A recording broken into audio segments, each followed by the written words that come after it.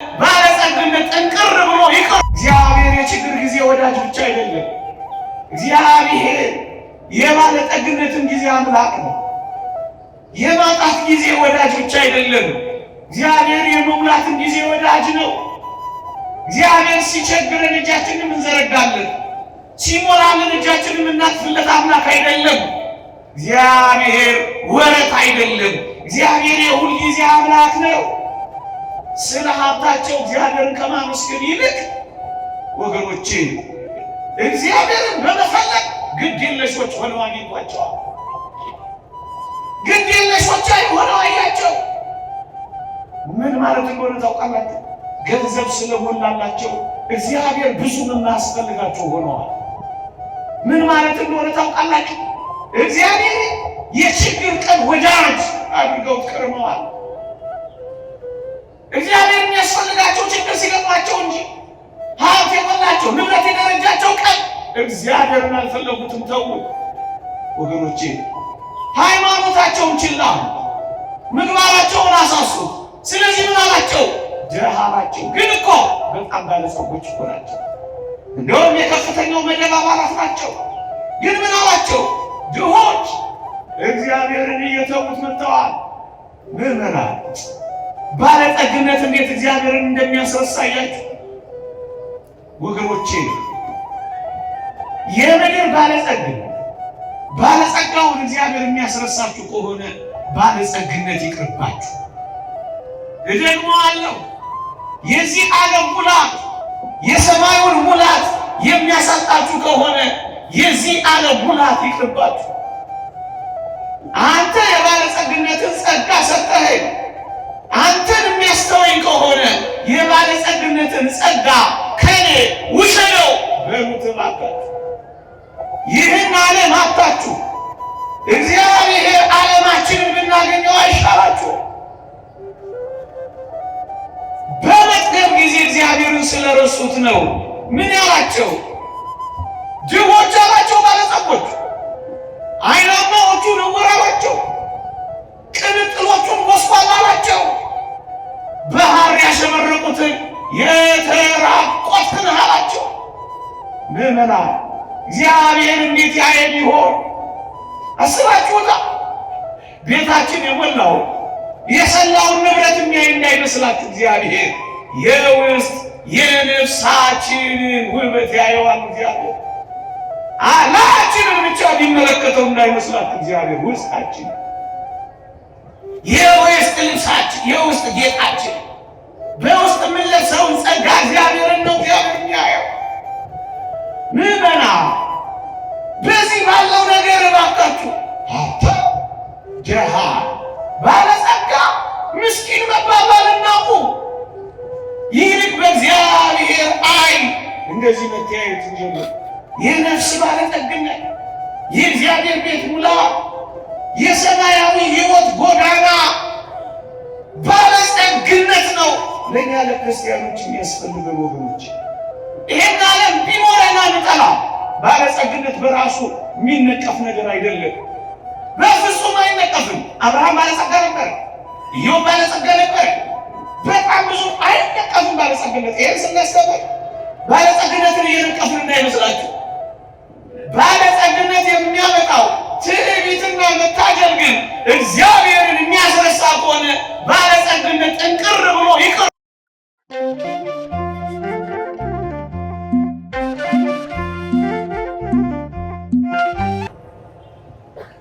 በአንዲት ርዕሰ ጉዳይ ትንሽ ደቂቃ አቆያችኋለሁ።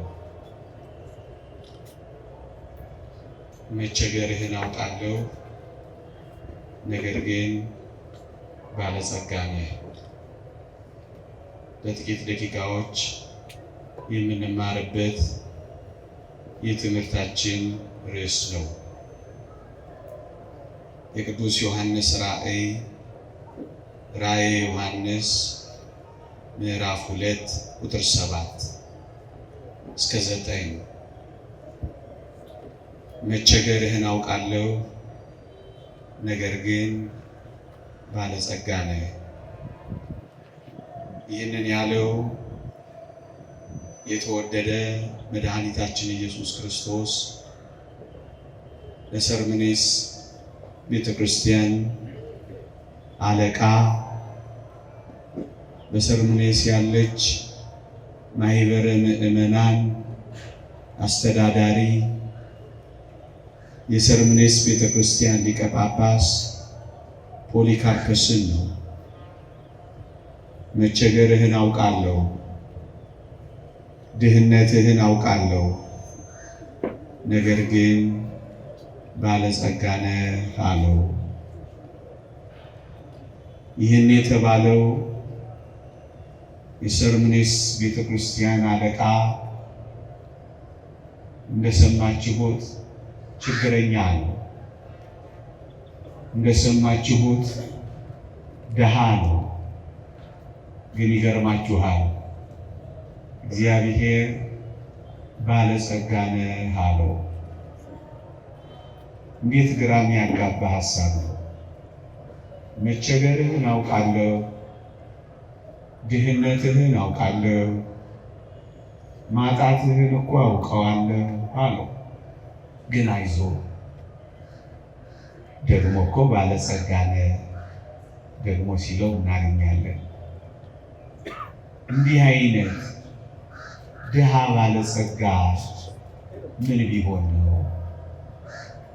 እንዲህ አይነት ችግረኛ የሆነ ሀብታም ምን ቢሆን ነው? እንደዚህ አይነት ሰው አለ ማለት ነው። ችግረኛ የሆነ ግን ደግሞ ባለጸጋ የሚባል አለ ማለት ነው።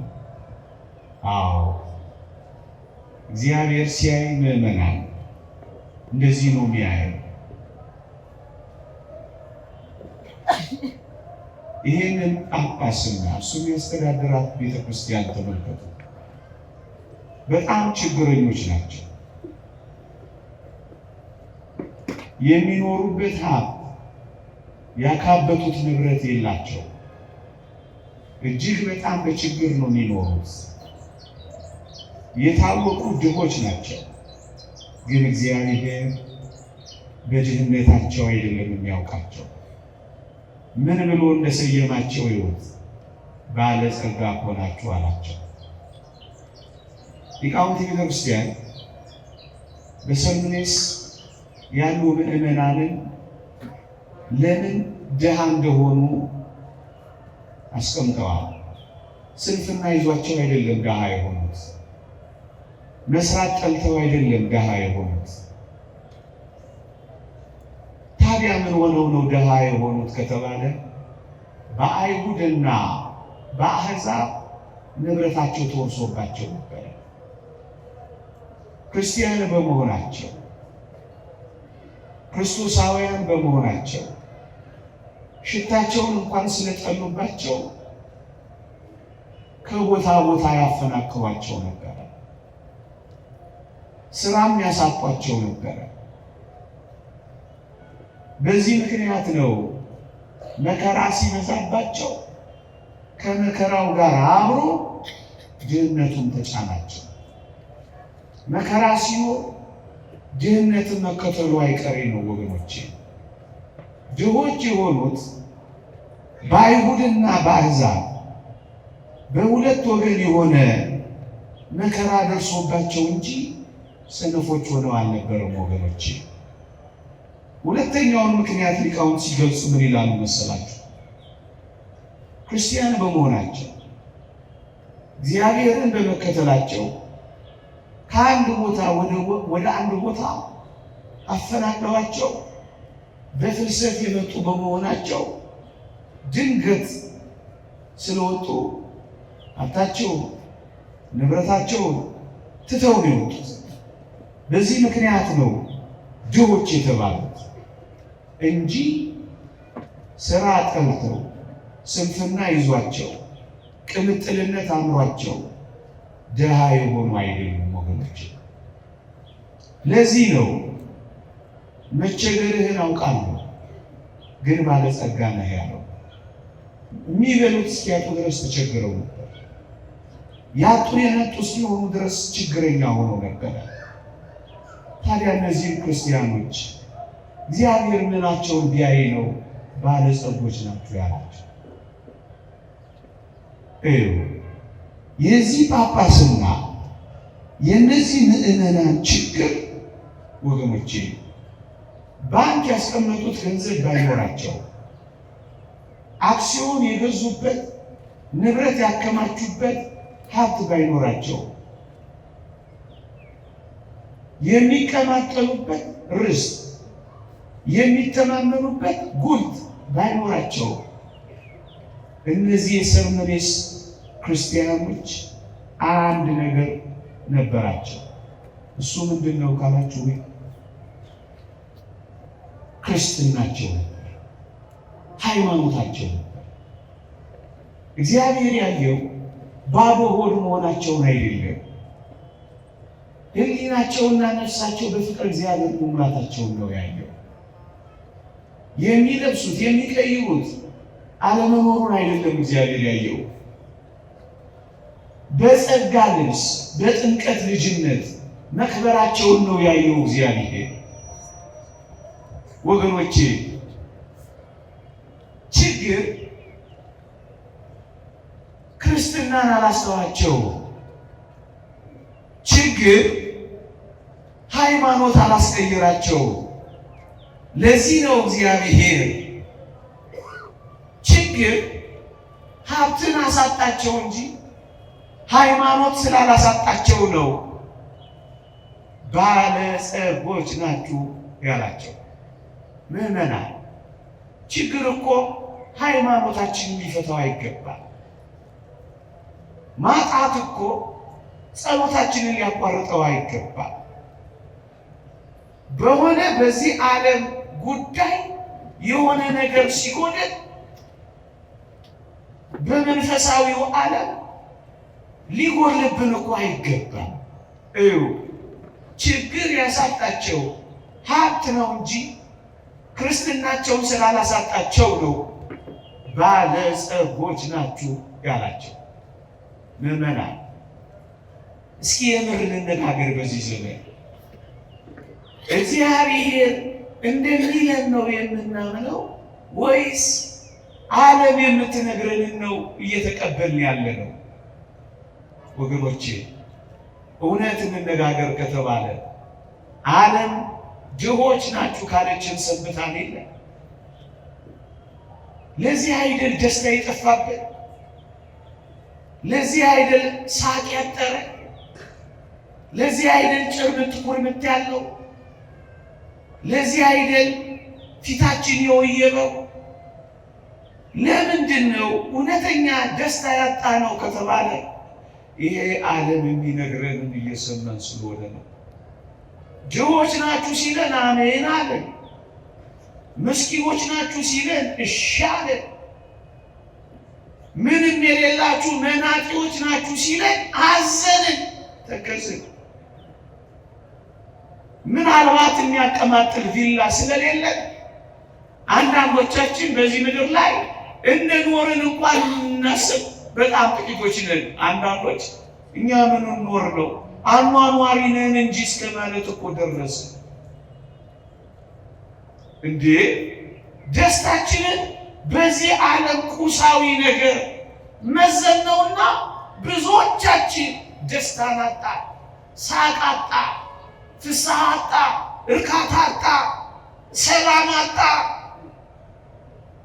የደስታችንን መጠን ኪሳችን በሚገባው በሚወጣው በምንቀልሰው ጎጆ በምናሽከረክረው መኪና በምናጌጠው ጌጥ በምናሸበርቀው ማሸብረቅ ካደረግነው እኮ ስለከራረምን ነው ሐዘን እየተሰማን ያለ። ብዙዎቻችን እውነት እንነጋገር ከተባለ እንደ ነገሩ ነው እየኖርን ያለ ነው ደስ ሳይል። ለምን? የምንሰማው የዓለምን ድምፅ ይሁን። እንደውም አንዳንድ ወጣቶች አንዳንድ ጊዜ እናገረዋለሁ፣ ኢትዮጵያ ውስጥ ሰው ሆኜ ከምኖር ይልቅ ዋይት ሃውስ ውስጥ ሳር ሆኜ በበቀል ይሻለኛል እያሉ እስኪመኙ ድረስ ደረሱ። ደስታን ፍለጋ ስንት ቦታ ተንከራተቱ። እርካታን ፍለጋ ባህር ለባህር ቀዘፉ። ምዕመናን ስራ አትስሩ ማለት ስንፍናን ማበረታታት አይደለም።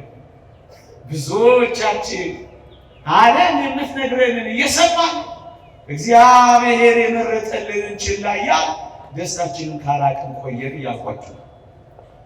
እዩት፣ የሰርምኔሱ ሊቀ ጳጳስ ደሃ ነው፣ ግን እግዚአብሔር ባለጸጋ ነው አለ።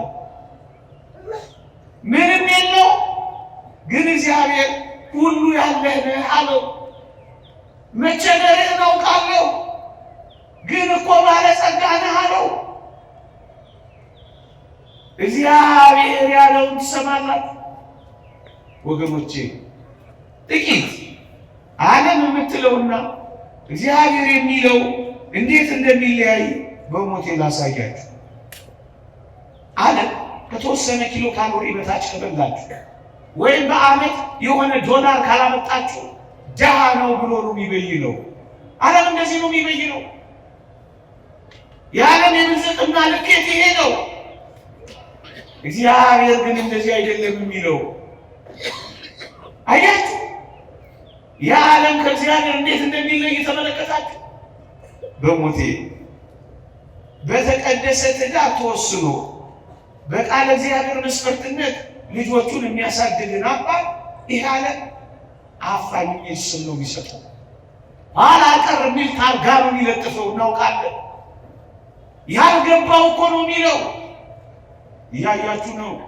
ሌብነት ተወድሶ ጨዋነት የቆሰሰበት ዘመን ነው። የሰረቀ ተተኮሰ የሚባልበት ዘመን፣ ጨዋ የሆነ ደግሞ እሱ ምን አለው የተቀበረ ሰው ነው የሚባልበት ዘመን ነው። ድንግሉ ፋራ፣ ዘማዊው የነቃ ተብሎ የሚወደስበት ዘመን ነው። ተገላብጧል ስላችሁ ተገላብጧል። በተቀደሰ ትዳር ተወስኖ ልጆቹን ለእግዚአብሔር ቃል መስፈርትነትን የሚያሳድግን አባት አላቀር ብሎ ይጠራዋል። ይልቅስ በዝሙት ተጠምዶ እንደ እንስሳ እያመነዘረ ምናልባት ከጸነሰ ደግሞ እያስወረደ የሚኖረው ደግሞ ስልጡን ይለዋል። የቤተሰብ ስልጣኔ የገባው ይለዋል። ተራማጅ ብሎ ይበይንለታል። እውነቱና ስያሜው ተገላጧል። ምዕመናን ያገኘውን አጋርቶ ፈጣሪውን አመስግኖ በልኩ መኖርን ወዶ ካልጠግብ ባይነት ወጥቶ የማይስገበገብ በቃኝ የሚልን ሰው ሰፍ ይሎ ሃይማኖቱ ስንፍናን ያመጣበት ብሎ ይበይንበታል። ከዚያ ይልቅ ደግሞ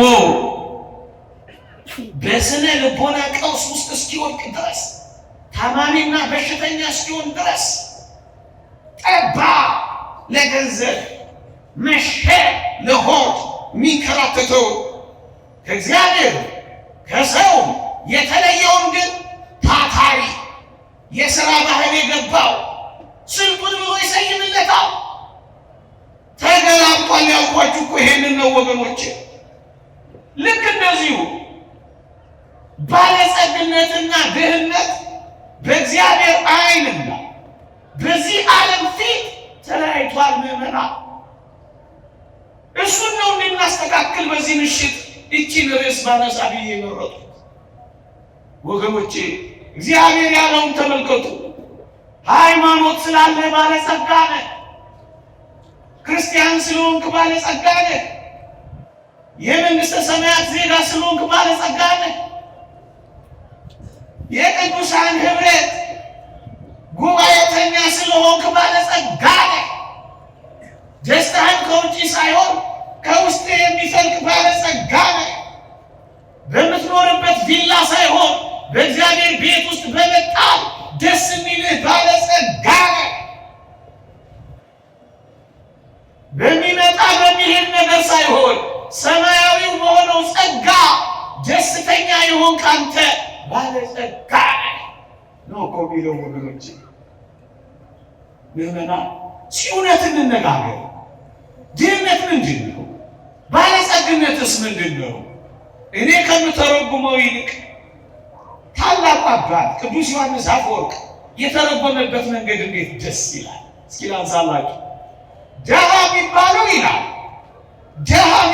ይላል ብዙ ፈቃዳት ያለው ሰው ነው ይላል። ድሃ የሚባለው ፍላጎቶቹን መግዛት ያልቻለ ሰው ነው ይላል። ድሃ የሚባለው ባየው ነገር ሁሉ የሚስገበገብ ሰው ነው ይላል። ምዕመናን ድሃ ማን ነው ካላችሁ ፍላጎቶቹን የማይገዛ ሰው እሱ ድሃ ነው። ያቺንም ሲያይ የሚያምረው ይህቺንም ሲያይ የሚፈልገው እሱ ምርጥ ድሃ ነው። በአንዲት ሚስት የማይወሰነው ቅብዝብዙ እሱ ድሃ ነው። ፊቱ የሚያበራ ጀረቱ የሰፋ ሊሆን ይችላል። እመኑኝ ፈቃዱን መግዛት መቆጣጠር ያልቻለ ምስኪን፣ ራሱን መምራት ያልቻለ ምስኪን ነው። ስሜቱን መቆጣጠር ያልቻለ ምስኪን ድሃ እሱ ነው። በቃኝ ማይ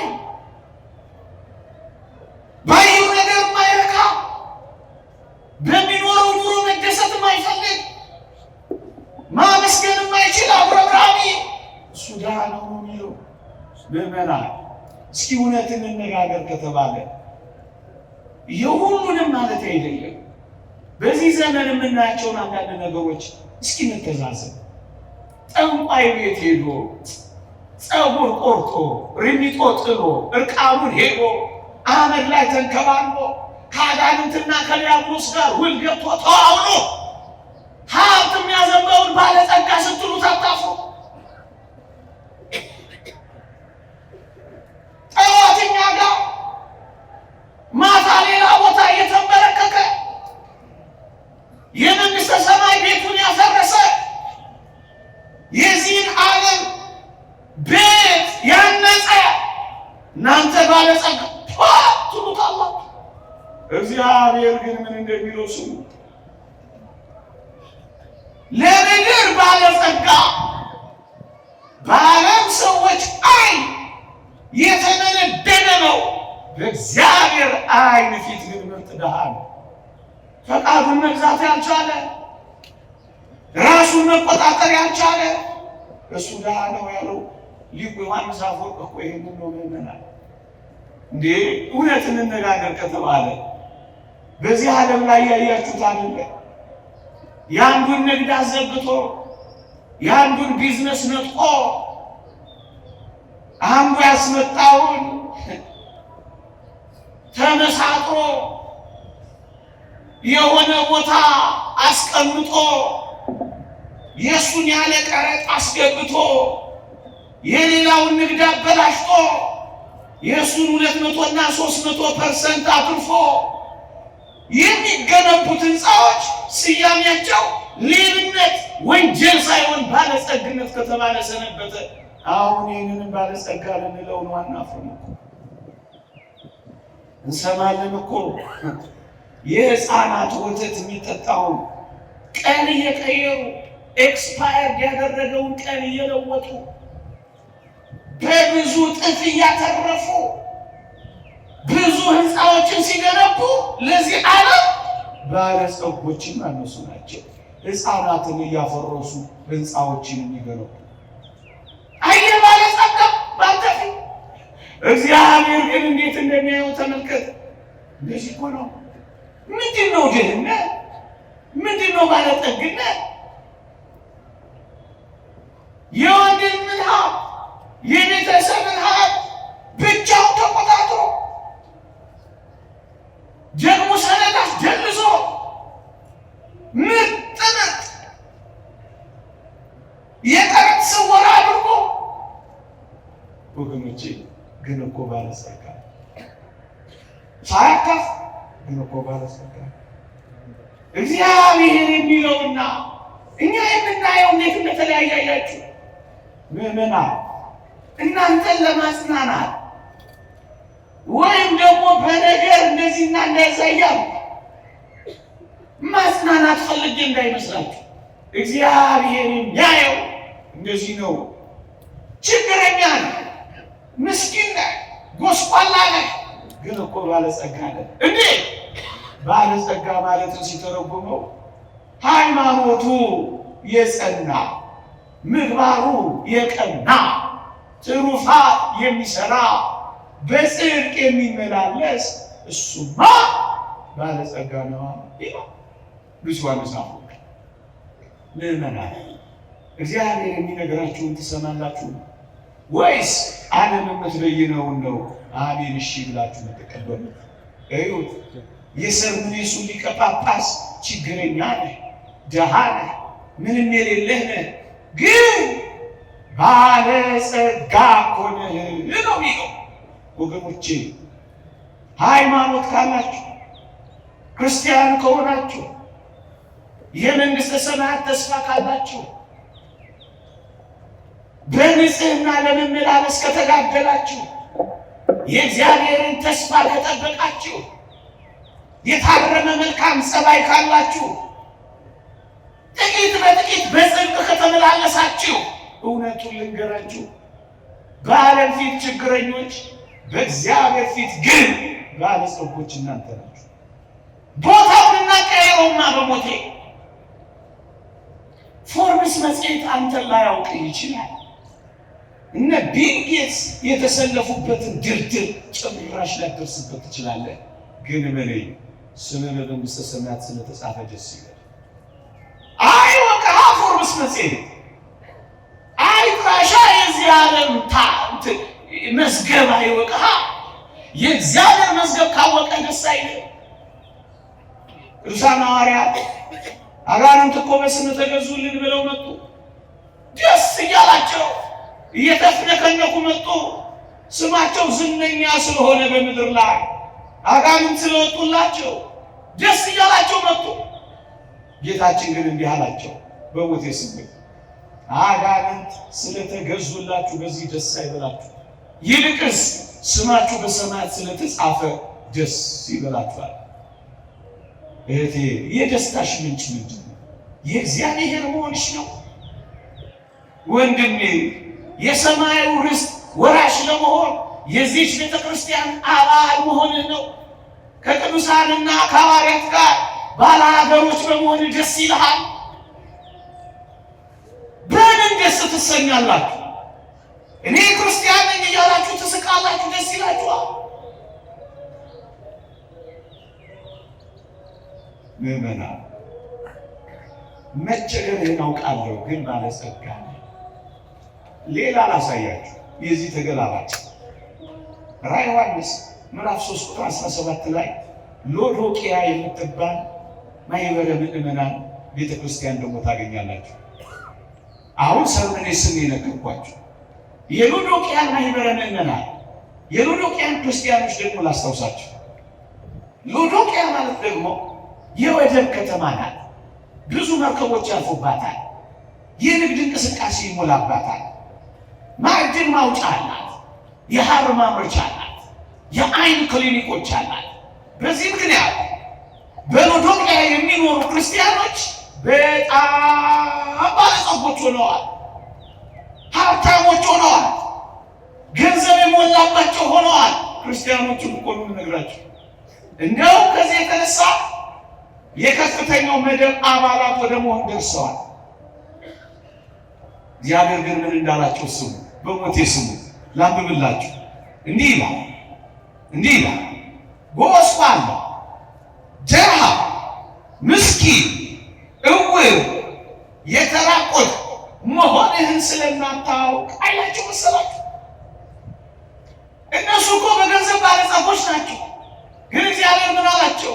ድሆች አላቸው።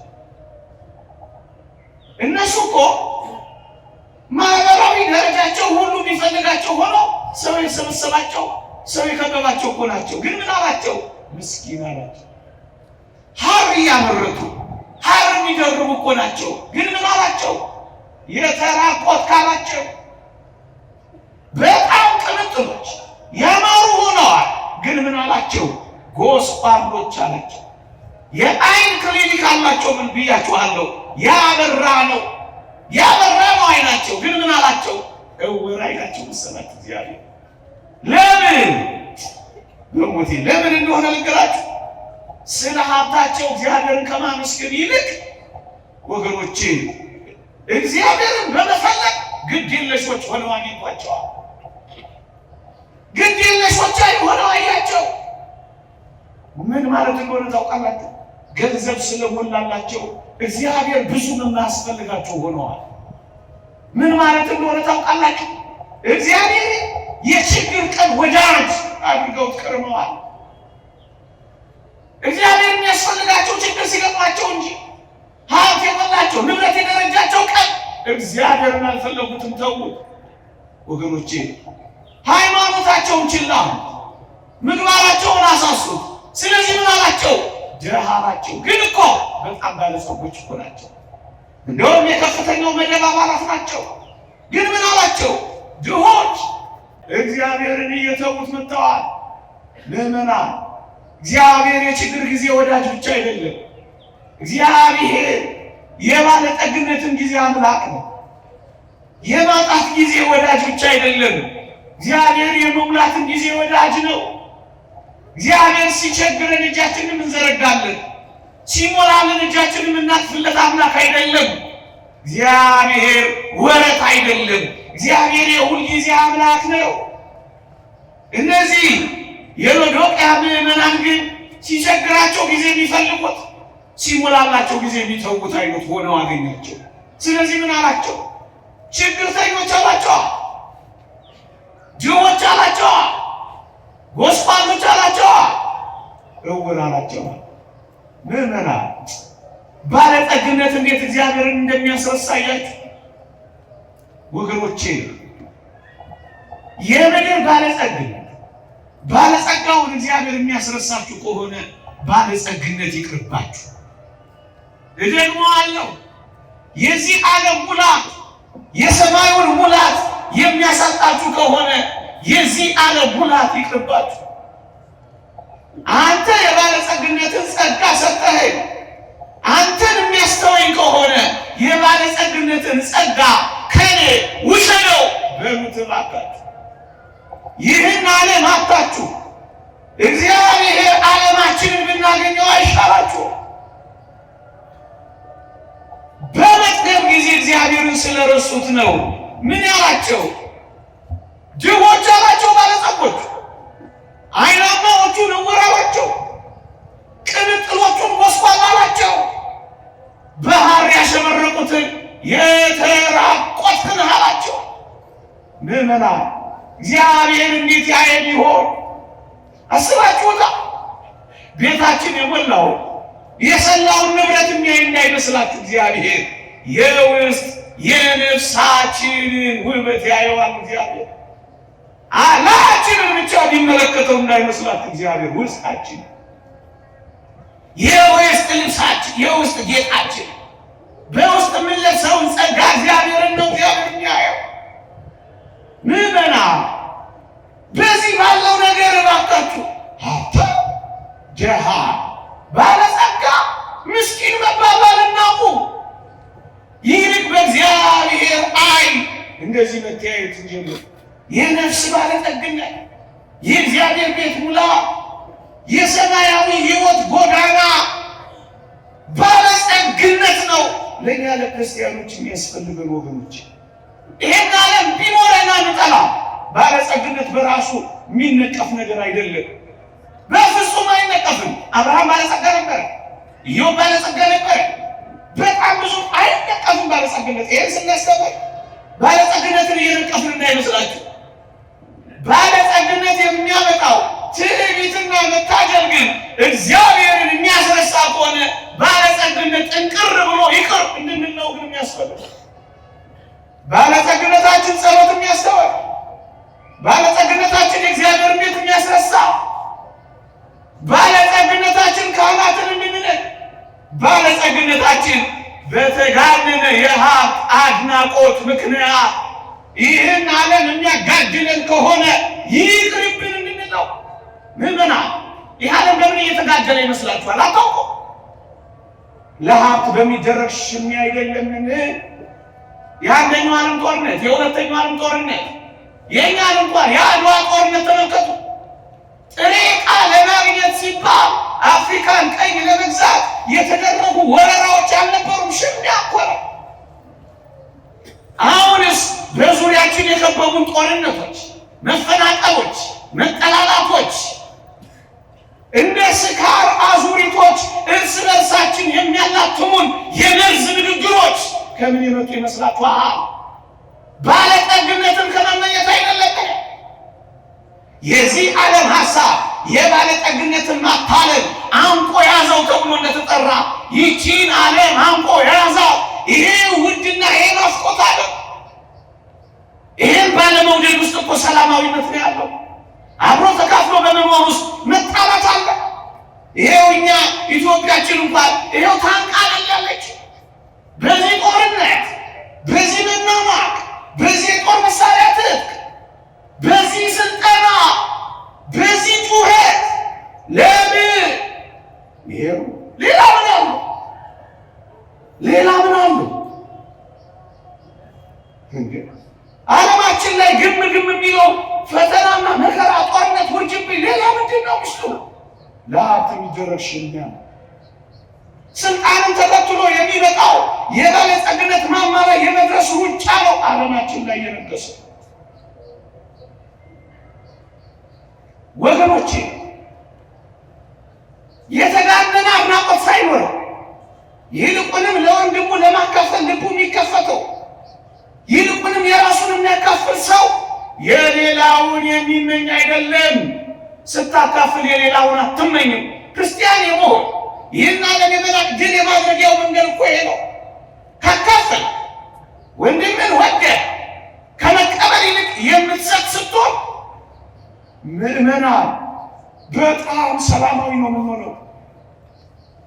የሌላውን የማይመኝ ሰው እኮ የራሱን መስጠት የሚችል ሰው እኮ ማካፈል መስጠት ስትለምድ የሌላውን ከቶም ቢሆን አትመኝ። የራስህን እንኳን መስጠት ችለሃል። ምን አይነት ሰላማዊ እንደምንሆን አስቡት። በጣም ሰላማዊ ያለው የሚሆኑት ምዕመናን።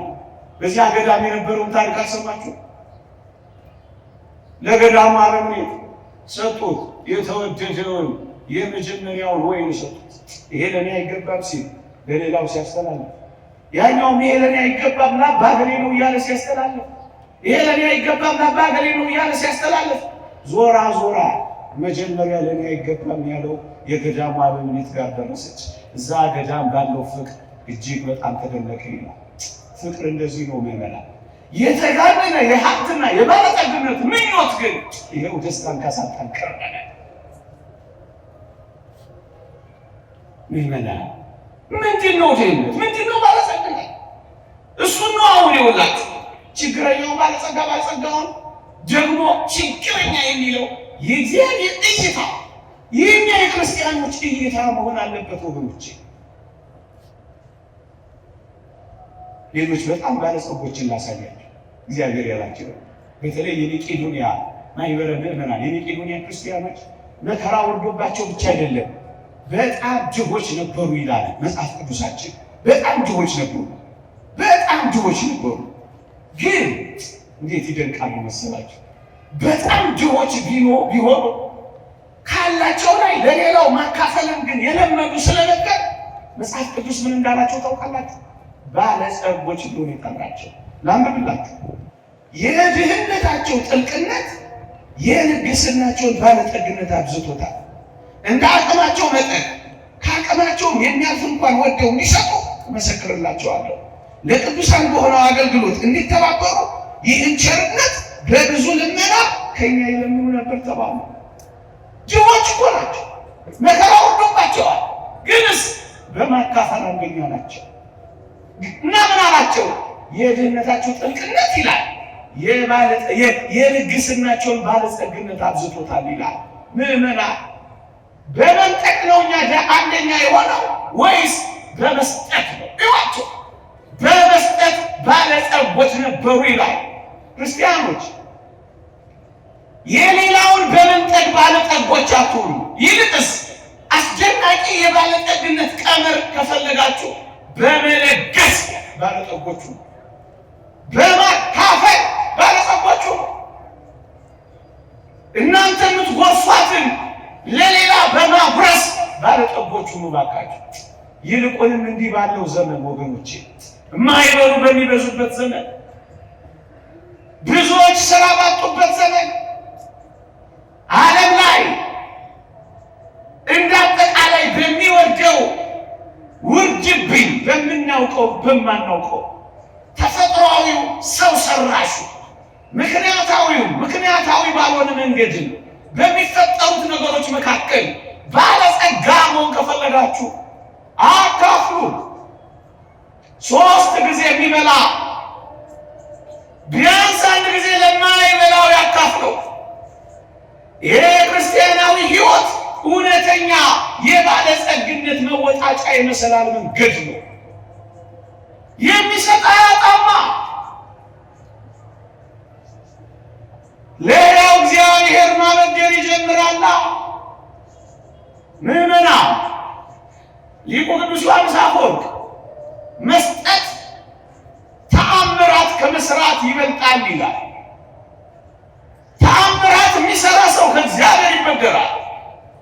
የሚሰጥ ሰው የሚመጸውት ሰው ግን ለእግዚአብሔር ያበድራል ይላል። የክርስትና ቀመር ይሄ ነው። ስትሰጥ አይጎልብህም፣ ባለጸጋ ትሆናለህ። በመቄዶንያ ክርስቲያኖች በልግስና ባለጠጎች ነበሩ። በመንጠቅ ባለጸጎች የሚሆኑትን ለምን ትቀናባቸዋለህ? የእግዚአብሔር ቃል መመሪያ የሆን ከአንተ ክርስቲያናዊ ሰው ሆይ እንደ እግዚአብሔር ቃል ባለጸጋ መሆን ከፈለግ እያካፈልክ ባለጸጋ ሁን፣ አይጎልብህም። የሰራቷን ሴት ተመልከት። ኤልያስ በረሃቡ ዘመን ቤቷ ሲደርስ ከማድጋዋ ዱቄት ለአንድ ጉርሻ፣ ለመለወሻ ከማሰሯዋ ዘይት ለአንዴ ልወሳ የሚሆን ዘይትና ዱቄት ነበር የነበራት። ስጪኝ አላት። ምን አይነት ስስታም ነው እንዳትላደራ። ኤልያስ ስስታም ሆኖ አልነበረም። ስጪኝ አላት። ምክንያቱም በረሃኛ ነው፣ መራብ ለምዷል፣ ቋሚና ተሃራሚ ነው። መብል አያስፈልገውም። እሱ አንዴ በበላበት እስከ እግዚአብሔር ተራራ መጓዝ የሚችል ታላቅ ሰው ነው እሱ ኤልያስ። ግን ሆነ መሰለ ስጪኝ አላት። ሊሰጣት ፈልጎ ነው። ሊያጎልባት የመሰላት ሊሞላላት እኮ ነው። እና ምን ሆነ መሰላት? ለእኔና ለልጄ 1 ጊዜ ለውሼ ጎርሼ ልሞት ያለኝ ከማድጋዬ ዱቄት ከማሰሮዬ ዘይት ለውሼ እሰጥሃለሁ አለችው። ለውሳ ሰጠችው። መጨረሻው ምን ሆነ መሰላት? የረሃቡ ዘመን እስኪያልቅ ድረስ ከማሰሮ ዘይት ከማድጋው ዱቄት አላለቀም ተብሎ ተጽፏል። ይሄ እግዚአብሔር ያንተ እግዚአብሔር አይደለም? ይሄ አምላክ ያንቺ አምላክ አይደለም? ይሄን ጓዳሽ ማድረጋችን ለምንድን ነው? እንደዚህ ማለት በቃ ሰጠችው፣ ሞላላታ፣ ባለጸጋ ሆነቻ። ለእግዚአብሔር በማጉደል ድህነት የለም። ለቤተ ክርስቲያን በመንፈግ ማጣት የለም። ወንድምን አፍቅሮ በማካፈል አንድም ሰው ተርቦ ላይ ጻድቅ ሰጠ፣ ተርቦም አላየሁትም ይላል። ሞክሯት፣ አካፍሉና ሞክሯት፣ ስጡና ሞክሯት። በችግራችሁ ጊዜ ያነጥፍላችኋል። በደዌ በተመታችሁ ጊዜ ይደርስላችኋል። አለቀብኝ ስትሉ ይሞላላችኋል። ሃይማኖት ነው ማወራው፣ የሆነ ዲስኩር አይደለም የምናገረው። የታመነ የተረጋገጠ በዚህ ዘመን ባሉ በአንዳንድ ሰዎች ሕይወት እንኳን የታወቀ ምስጢር ነው የምነግራችሁ። የባለጸግነት የመሙላት ምስጢር ይሄ ነው ወገን።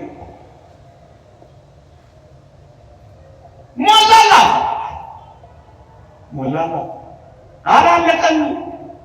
ምንና ክርስቲያን እንደመሆናችን ማንንም መስማት ያለብን እኮ እውነት እኮ ዓለም የምታወራውን እየሰማን የምንመረበት የምን እግዚአብሔር የሚያህል ጌታ ይዘን የምን እንራማለን፣ የምን እንጠማለን፣ የምን እንቸገራለን ማለት ነው እንዴ? በምድረ በዳ መና የወረደ አምላክ የእኛ አምላክ አይደለም እንጠራው? ውሃ በሌለበት ምድረ በዳ ውሃን ያፈለቀ አምላክ ከሆነ እንዴ ለውሃ የታመነ ብቻ አይደለም፣ ደሙን አፍሶ ሊያረካ ስጋውን ቆርሶ ያጠገበን አምላክ አሁን በእኔና በእናንተ ፊንጥሬና ኩባያ ውሃ ይጠረጠራል እግዚአብሔር? ተው እንጂ ክርስቲያኖች ተው እንጂ። ያ እግዚአብሔር አሁንም እግዚአብሔር ያ አምላካችን እኮ አሁንም አምላካችን ነው ወገኖች። ያ ጌታ አሁንም እኔና እናንተ ጌታ ነው። እንግዲያውስ የባለጠግነት እኮ ምስጢር ይሄ ነው። ስለ አንድ ባህታዊ ነገራቸው በማቴዎስ ስለሚባል ብቻውን የሚኖረው በረሃኛ ነው። ምን ይላል መሰላችሁ? እንዴት ይደንቃል መሰላችሁ ንግግሩ። ምን ይላል? የረሃቡ ጠኔ ባስቸገረኝ ጊዜ ይላል የእግዚአብሔርን ስም ጠራው ይላል። የእግዚአብሔርን ስም ስጠራ ጠገብኩ ይላል። ተውት። ይሄ ቀን ማራዘሙ የሆነ ነገር መሙላት ሳይጎድል ማኖሩን ተውት። እንዳትራቡ እንኳን ያደርጋችኋል። እኛ እኮ እንሰማለን እኮ እንኳን እናንተ እኛ እንኳን እኮ እንሰማለን። 3 ቀን አልበላሁም ግን አራበኝ የሚሉ ሰዎች እኮ ሳይበሉ የኖሩ የሚያገሱ ሰዎች እንዳሉ አታውቁ? የእግዚአብሔር ክብር አጥግቧቸው እና በሰው ሰውኛው እንዴት ነው እየኖርን ያለ ነው እናንተ እንዴ? እንደውም ምን ይላል ይደግምና ያባባቴ ውስጥ የሚደርበው ኮንፈርት የሚለብሰው ብዙ ልብስ የለው የሆነች ነገር ውስጥ ነው የሚኖረው። ምን ይላል? የዝናቡ ውሽንፍር በዘነበብኝ ጊዜ ውርጩም በለበለብኝ ጊዜ ጸሎት ማድረግ ጀምራለሁ አለ ሌሊት። ያን ጊዜ መንፈስ ቅዱስ ያሞቀኝ ጀምራል ይላል። መንፈስ ቅዱስ ያሞቀኛል ይላል። ምዕመናን ተረት የምናወራላችሁ ይመስላችኋል? ይሄ እኮ የታወቀ ሕይወት ነው። በውሃ የሚኖሩ ሰዎች አይተናል። ይህን አምላክ አይደለም ይህ አምላክ እንኳን እግዚአብሔር ልችን መሬት አምናችኋት እየሄዳችሁ አይደለም። የባለጸግነት ምስጢር ይላል ነው። ሳያርስ የሚጠግብ ጎተራው ሙሉ ሳይሆን የማይራብ ሰው ካለ ክርስቲያን በቃ ክርስቲያን ሙና ባለጸጋ ነን አላችሁ። እንዴት እንዳለፍነው ሳናቅ ሊያሳልፍ ይችላል። ህመም ሳይሰማ ማጣት ሳይሰማ ውስጥን ሳይቀዘቅዘው ልብን ሳያሳዝነው እንዴት አለፍኩት ሳታል ስንት ዘመን አለፈ። አሁን እኔና እናንተ ለእነዚህ ልጆች የምናሳድግ በዚህ ዘመን እንዲህ ትህት ትለኝ ነበር። ዕዳዬን እንጂ ወጪና ገቢን አልጽፈውም ትለኝ ነበር። ወጪንና ገቢን ካየሁት ከገቢ ጋር የማይነጻጸረው ወጪ ያስደነግጠኛል። ስለዚህ የእግዚአብሔርን ቸርነት ሞላበትና ዕዳ ብቻ ጽፌ ከሞት ቤተሰቦች የሚከፍሉ ዕዳ ብቻ ጽፌ አልፋለሁ። ሕይወቴ ተአምር ነው ትለኝ ነበር። ማን በዚህ ያላለፋለሁ? ሁላችሁ እስኪ ቁጭ በሉና አባዙና ደግሞ አታውቁ። ታዲያ ይህን አምላክ አትተማመኑበትም? የበለጠ የመቄዶንያ ክርስቲያኖች ባለጸጎች የሆኑት በችግርና በዚህ ዘመን በዚህ ዘመን የበለጠ ነገር ሊመጣ ይችላል። በእግዚአብሔር ተማምናችሁ በችግር በረሃብ ምክንያት ማካፈል ክርስቲያኖች ባለጸጋ የሚያደርግ ነው። ለዚህ እኮ ነው ቅዱስ ጳውሎስ ድሆች ስንሆን ብዙዎችን ባለጸጋ እናደርጋለን አይመሰላችሁ? ድሆች ክርስቲያኖች አንዳንዶችን ባለጸጎች ያደርጋሉ። ያለና ሀብታም ቀነዋል። ጸጋችን እኮ ገና አልገባንም። ምንም አልተረዳ ነው ምንም እንደውም ቅዱስ ዮሐንስ አፈወርቅ አንድ አስደናቂ ነገር ይናገራል። እሷን ጠቅለላ አድርጌ ተናገረ ባበቃ ይሻለኛል። እየሰማችሁ ነው? ድምፅ ይሰማችኋል? በፊት ያላችሁትም ይሰማል። እኔ ከኋላ ያሉት ነበር፣ እነሱም ዘጉኝ። ሚስኮል ነው ነገር አሁን ደረሳችሁ የሚያጽናናችሁ ምን ይላል ቅዱስ ዮሐንስ አፈወርቅ? ፍጻሜውን ሳታዩ ይላል አንድን ሰው እድለኛ ወይም መከረኛ ባለጸጋ ወይም ድሃ እንዳትሉ ባካችሁ ይላል። ምኑ ሳታዩ? ምዕመናን ፍጻሜው ይሄ ምድር መስሎን እኮ ነው። አቤት እገሌ ባለጸጋ፣ አቤት እገሌ ድሃ ምንለው። አንድ ነገር ፍጻሜው ሳይታወቅ ድሃና ባለጸጋ እድለኛና መከረኛ ይባላል አይባልም። ምሳሌ ልስጣችሁ። መጽሐፍ ቅዱስ እንዲህ ይላል። በደንብ ስሙ። እነዚህን ጥቂት ነጥቦች በደንብ ስሙ። ምን ይላል መሰላችሁ? መጽሐፍ ቅዱስ እንዲህ ይላል። የሉቃስ ወንጌል ምዕራፍ 16 ላይ ስለ ሁለት ሰዎች ጌታችን አስተምሯል። አንደኛው በጣም ደሃ አልዓዛር ስለሚባል ሰው አስተምሯል። ሁለተኛው ደግሞ ባለጸጋ ነው ተብሎ ተጽፏል። በአባቶቻችን ትርጓሜ ስሙ ነዌ ተብሎ ተጠቅሷል። መጽሐፍ ቅዱስ ግን ስሙን አይጠራውም። ስለ እነሱ ነው የሚተርከው። ምን ይላል? ሉቃስ ወንጌል ምዕራፍ 16 ባለጸጋው ሞተ ተቀበረ ይላል። ስለ አልዓዛር ሲናገር ምን ይላል መሰላችሁ? አልዓዛርን ሞተ መላእክትም ወደ አብርሃም እቅፍ ወሰዱት ብሎ አጠናቀቀ ታሪካቸውን። እኔ ከፍጻሜው ጀምሬ ልተርክላችሁ ብዬ ነው። ልትገርሙ አይደለም? ስለምጠይቃችሁ ነው። በደንብ ስሙ። ባለጸጋውም ሞተ ተቀበረ ይልና አልዓዛር ግን ሞተ መላእክትም ወደ አብርሃም እቅፍ ወሰዱት ይላል።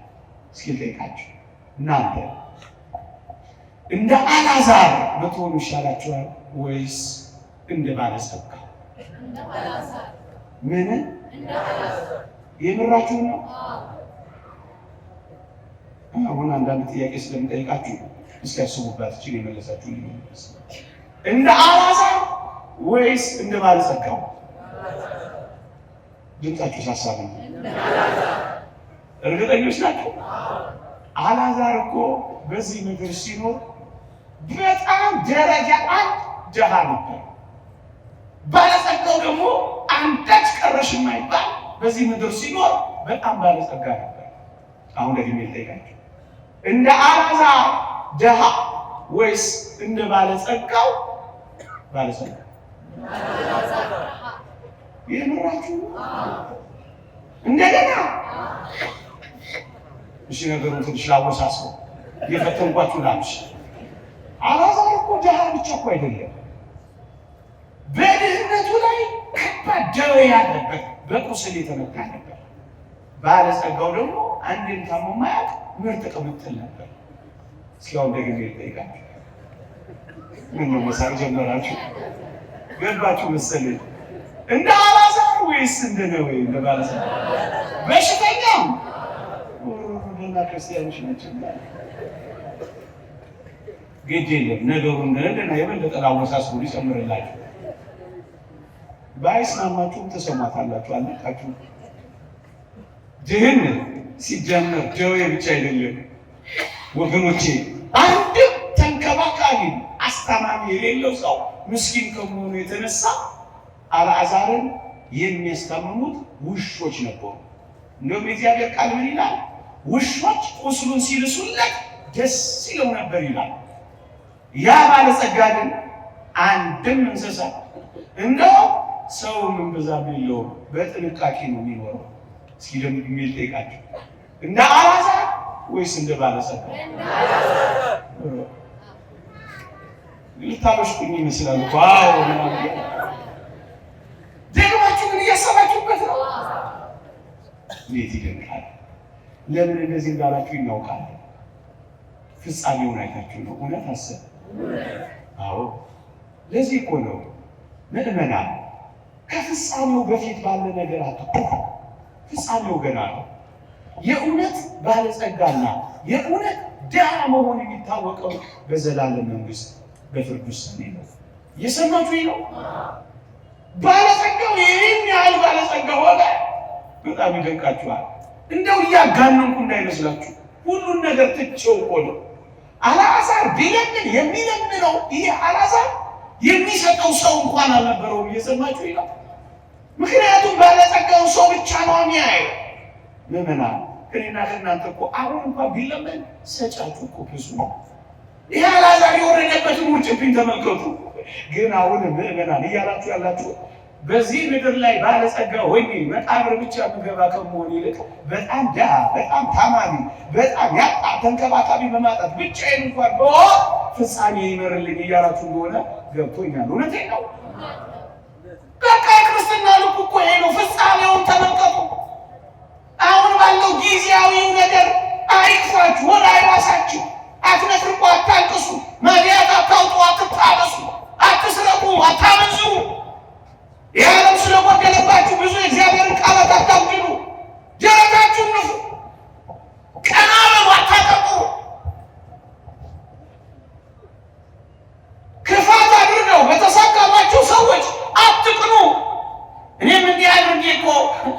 ይለፍልኝ አትበሉ። የእግዚአብሔርን ትእዛዛት ሽረው በሚኖሩ ሰዎች አትምሰሉ። እነሱን ወደ መምሰል ፈቀቅ አትበሉ። ምዕመናን እዩት። ይህ አልዓዛር ሞተ ይልና በሞቴ ስሙ ማብቂያውን እስኪኘው ፍጻሜው ከፍጻሜው በፊት ባለጠግነትንና ሀብትን ፍርድ እየፈረድን ከሃይማኖትም ከምግባርም አንናወጽ ማለት ነው። እውነተኛ ባለጸግነት አለ ካላችሁ ላይ እዚህ አይደል። ይሄ ጊዜያዊ ነው የሚባለው። እስኪ ጊዜያዊ በሉ። ጊዜያዊ የእግዚአብሔር ቃል ይላል ለጊዜው በግብፅ ከሚገኝ ደስታ ይልቅ ከክርስቶስ ሕዝብ ጋር መከራ መቀበልን መረጠ ይላል ስለ ቅዱስ ሙሴ መጽሐፍ። ለጊዜው ነው በሞቴ። እስኪ ለጊዜው ነው በሉ። ለጊዜው የዚህ ዓለም ባለጸግነት ለጊዜው፣ የዚህ ዓለም ሀብት ለጊዜው ታይቶ እንደሚጠፋ ወጥቶ እንደሚተን እንደ እንፋሎት ነው ይላል እግዚአብሔር ቃል። ለጊዜው ይህንን አልዓዛር ተመልከቱት። ድህነትን፣ ደዌን፣ በውሾች መከበብን፣ በመናወጽ መኖርን፣ ተንከባካቢ ማጣትን፣ ቢለምን አለመሰማትን፣ ትንሣኤ ሕይወት ኖሮ እንደኛ የዘላለም ትንሣኤን ተስፋ ማድረግን ሁሉ የሌለው ሰው ነው። መጨረሻ ላይ ግን ምን እንደሆነ ልንገራችሁ። ባለጸጋ ሆነላችሁ። ተገለበጠ፣ በፍጻሜው ተለየ። እውነተኛ ባለጸግነት በፍጻሜው ይለያል። ሁለት ተወዳዳሪዎች በፍጻሜ ውድድር እንደሚለይ እነዚህ ሁለቱ ባለጸጋውና ምን ማለት መሰላችሁ? የአልዓዛር የባለጠግነት ጊዜ ጀመረ ሲሞት። አልዓዛር ማንን የሚያውቀው ሰው አልነበረ፣ ባለጸጋው ግን ታዋቂ ነበር። አሁን በፍጻሜው ግን ባለጸጋውን ይላል ባለጸጋውን እግዚአብሔር ስሙን ይጠራው ዘንድ ተጸየፈው ይላል። ምዕመናን ፎርብስ መጽሔት አይጥራችሁ፣ ሰፈር አይወቃችሁ፣ ዝናም አይኖራችሁ፣ ዓለም አያሞግሳችሁ፣ ቆሞ አያጨብጭብላችሁ፣ መታወቅ ከእናንተ ይራቅ። እግዚአብሔር ካወቃችሁ ይበቃችኋል። በእግዚአብሔር ዘንድ እውቅ መሆን አትፈልጉ። ይህ አልዓዛር ምዕመናን በጣም የሚያጽናናውን ቃላት ነገራችሁ እንዳላቅ። ይህ አልዓዛር ከብርቱ የምድራዊ ውጊያ ወደ ድል ተሸጋገረ። አሁን ወደ አብርሃም እቅፍ ገባ። ከባህሩና ከማዕበሉ ከንዑስ ውስጣው ወደ ወገቡ ገባና አረፈ። በጌታችን እጆች ስር አረፈ። በዘላለማዊ ሕይወት ስር ተመለሰ፣ አረፈ። መናወጹ ጥቂት ጊዜ ነው፣ ማዕበሉ ጥቂት ጊዜ ነው። መጽሐፍ ቅዱስ እንዳለ ታላቅ መናወጽ ሆነ፣ ታላቅ ጸጥታ ሆነ ይላል። ከታገሳችሁ የሚነዋወጠው ታላቅ ሕይወታችሁ ታላቅ ጸጥታ ይዞ ይመጣል። ምዕመናን ይህ እግዚአብሔር ቃል ነው፣ ይህ አይደለም። ከድካም ወደ እረፍት ገባ፣ ከጉስቁልና ወደ ደስታ መጣ። በውሾች ከመከበብ ወደ መላእክት አጀብ መጣ። መላእክት እየዘመሩለት ሄዳ። ሰው ላይ ዘመርላችሁ፣ ሰው ሪኮግኒሽን እውቅና ላይ ሰጣችሁ ይችላል። መላእክት ካቀፏችሁ አይበቃችሁ። ብቻውን በመረሳት የሚኖር ሰው የቅዱሳን ማህበርተኛ ሆነላችሁ በሰማይ። እንዲያውም እጅግ የሚደንቀውን ነገር ልንገራችሁ። በሞቴ በጣም የሚደንቀውን ነገር ልንገራችሁ። ሊቁ አውግስጢኖስ ምን ይላል? ባለጠግነት በራሱ የሚነቀፍ አይደለም። አብርሃም እጅግ ባለጠጋ ነበረ፣ ነገር ግን ድሃውን አልዓዛርን በቅፉ ከማኖር አልከለከለውም ይልና ድሃው ባለጸጋው በቅፉ ተቀምጧልና ይልና ፊት ባለጸጎች ነበሩ ይላል። ማንና ማን? አብርሃም አልዓዛር አቀፈው። ባለጸጋው አብርሃም አልዓዛርን አቀፈው። ሁለቱም በጌታ ፊት ባለጸጎች ነበሩና እውነተኛው ባለጸጋ አልዓዛር ነው ነው አልዓዛር በሉት እንጂ ይሄን ዓለም ሊያጣ ይችላል። የዘላለም መንግስትን ስላገኘ እውነተኛው ባለጠጋ እሱ ነው። ቅድም እንዳልኳችሁ ዝነኛ ድሃ ነበረ፣ አሁን ዝነኛ ባለጸጋ ሆነ። ከፍጻሜው በፊት ባለጸጋ ነው ድሃ ነው አትባባሉ። አሁን ስትወጡ ይሄን ባይምሯችሁ ተለማመዱ። ክርስቲያናዊ ነፍስ አለው ወይ? የእግዚአብሔር ልጅ ነው ወይ? አቤት ባለጸጋው ንጉሱ፣ የንጉሱ ልጅ ሆነ። በምን ቋንቋ እንግለጸው? የንጉሱ የክርስቶስ ልጅ ሆነ አይደል? ይሄ ባለጸጋ አልዓዛር ግን አሳዛኝ ሕይወት ገጠመው። ባለጸጋው ነዌ ግን አሳዛኝ ነው ገጠሙ። ምን ሆነ መሰላችሁ? ተለማኝ የሆነው ሰው ትምህርት የለጠቅልለው ለማኝ ሆነላችሁና አልዓዛርን ከሩቁ ሲያየው እባክህን አባቴ አብርሃምን አልዓዛርን ስደድልኝ፣ የጣቱን ጫፉ አስነክቶ ምላሴን ያብርድልኝ አይለው መሰላል። አልዓዛር እንዴት በቁስል የተመታ ነበር አስቡት። አሁን የአልዓዛር ጣት የምትናፈቅበት ዘመን፣ የምትፈለግበት ዘመን፣ የአልዓዛር ጊዜ በአንተ ህይወት ውስጥ ይመጣል። የምትፈለግበት ቀን ይመጣል። በሃይማኖት ከጸና፣ በምግባር ከቀና ትፈለጋለህ። በጣም ውድ ነው የምትሆነው። ፈላጊ ይበዛል። ይሁት አልዓዛር ሲፈለግ አልዓዛር ጣቱን ውሃ ነክቶ ምላሴን እንዲያበርድልኝ ስደድልኝ አይለው መሰላችሁ።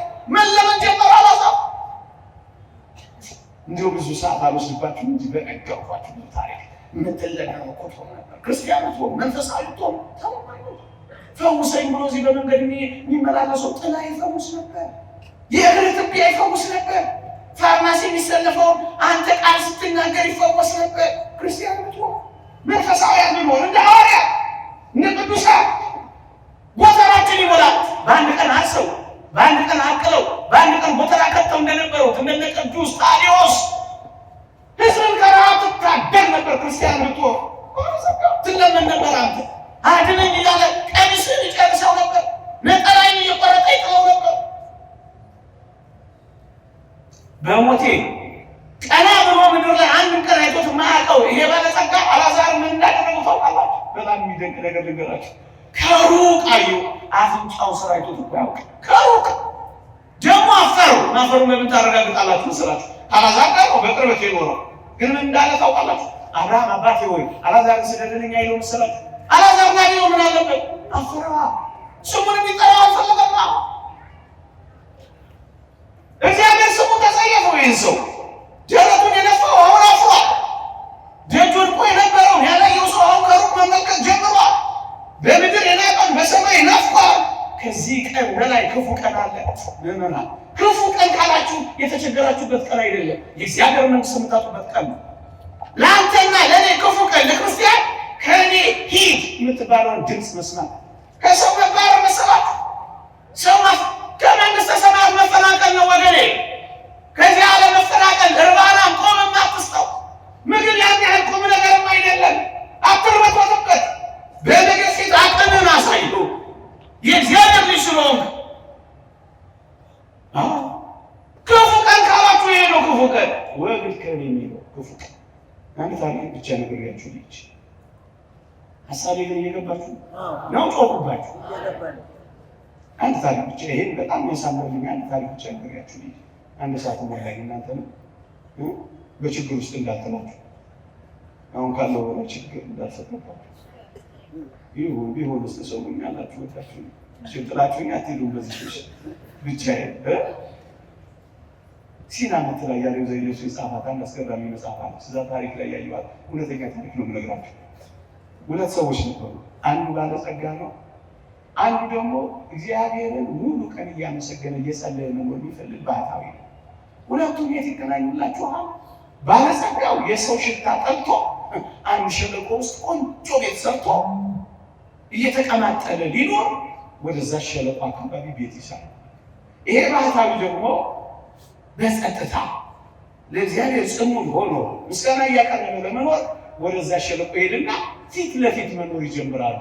ባለጸጋውና ባህታዊ ማለት ነው። አንድ እግዚአብሔር ሰው በዛ ሸለቆ ውስጥ ሲያልፍ አንድ ትንቢት ይናገራል። እውነተኛ ታሪክ ነው የምነግራችሁ። ትንቢቱ ምን ነበር?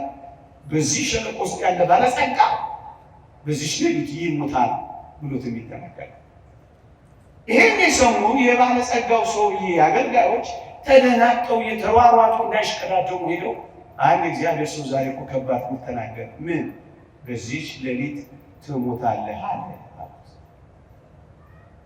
ይሄ አስደነገጠ። ክቡ ብሎ ደነገጠ። በዚህ ሌሊት ትሞታላችሁ ብትባሉ እናንተ ምን ታደርጋላችሁ? አስቡት። የቤት ስራ ይስጣችሁ ወይ ክላስ ወርክ ላለው ደነገጠ። እስከዛ ዘመን ድረስ የሰበሰበውን እጁን ጥቅም አድርጎ ሳያካፍል የኖረውን ሀብት ቤተሰቦቹን እያስጠራ ማካፈልና መስጠት ጀመረ። ምን ሊሆን ሊሞት ነው ወገኑ። እስኪ ሊሞት ጥቂት ቀርቶት እና ምን ጀመረ? እየሰጠ እኩለ ሌሊት ደረሰ። የሰጠኝ እኩለ ሌሊት ደረሰ። ቤቱን ባዶ ሆነ አደረገ። ከዛስ እየተንጎራደደ ሌሊት ይሞታል። ሞቱን መጠበቅ ጀመረ። ቢጠብቅ 8 ሰዓት ሆነ፣ ሞት አልመጣ። አይጨንቅም? እየተንጎራደዱ ሞትን መጠበቅ።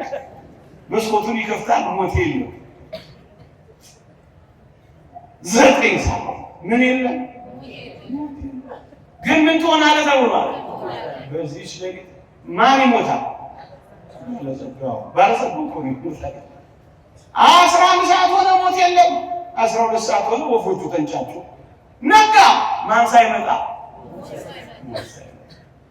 እንደው አሁን ሞት እንደው ቢጋበዝ እዚህ ሰፊ ጉባኤ ላይ መቼም አይደረግም። እንደው ቢጋበዝ እንደው የስብከት ርዕስ ብሎ ሞት ቢጀምርና በዚህች ደቂቃ ይዣችሁ መሄድ ከሴቶች ትንሽ በዛ ትላላችሁ፣ አንድ 20 ሰዎች፣ ከወንዶች ትንሽ ወንድ ስለሆንኩ አስተያየት አድርጌ አንድ 10 ሰዎች ይዣችሁ ልሂድ ቢል እስኪ የምትሄዱ እስኪ እጃችሁ ነው። የምትስቁ እኮ አላለም። አብሬ ልሄድ እኮ ነው ያለው። አትሄዱም?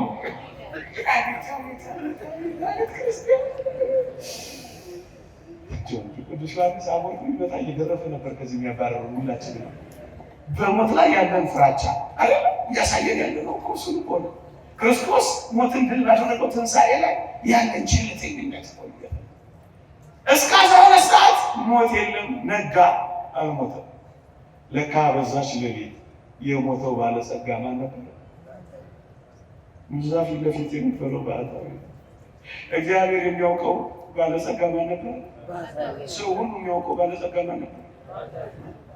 ሰው እኮ ያውቀው እንጂ በዛች ሌሊት ግን መላእክት አጅበውት ባለጸጋ ያሸው ነበር። ባለጸግነትና መቸገርህን አውቃለሁ፣ ነገር ግን አንተ ምንድን ነህ? ባለጸጋ። ይቆየን እግዚአብሔር ቸርነት